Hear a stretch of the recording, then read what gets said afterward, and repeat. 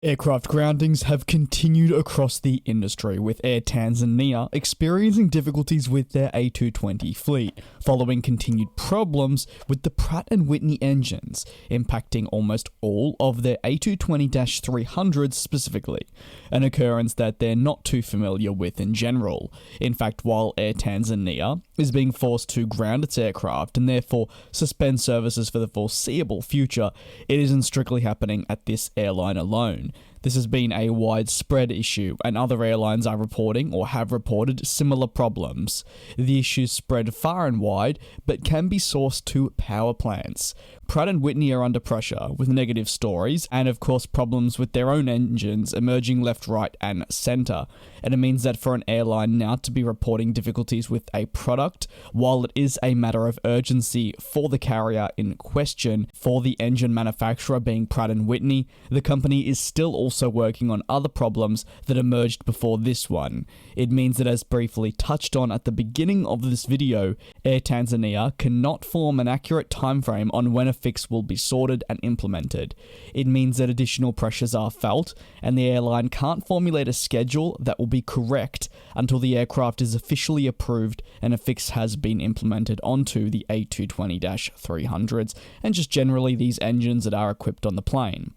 Air Insight ran a great piece on the A220 operations and how the issue is not isolated to just this airline, which will be linked below if you're interested. Operators of the PW1500G and the PW1900G engines are being affected by issues. Why is this such a complicated process, and why are problems taking so long to fix? Two very valid questions, and here are the answers. Well, because the said engines do need to head back to the repair shop before a fix and of course the cause of the incidents can be determined. This is as per the CEO of Air Tanzania. A fix cannot be determined while the engines are still attached to the aircraft, and the company cannot make the fixes required. Therefore, with not enough subsequent spare engines lying around, it means that for the airline, they're unable to continue operations and do need to temporarily ground the aircraft.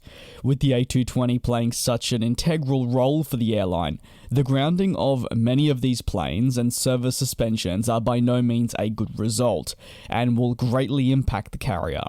While for a larger airline, only say 3 A220s being grounded wouldn't be the end of the world, for smaller carriers that are more niche-centered, any grounding can have a knock-on effect, and with no time frame being given, it could be weeks or even longer before something is sorted, as Pratt and Whitney's engine difficulties only continue with seemingly nothing stopping them from appearing.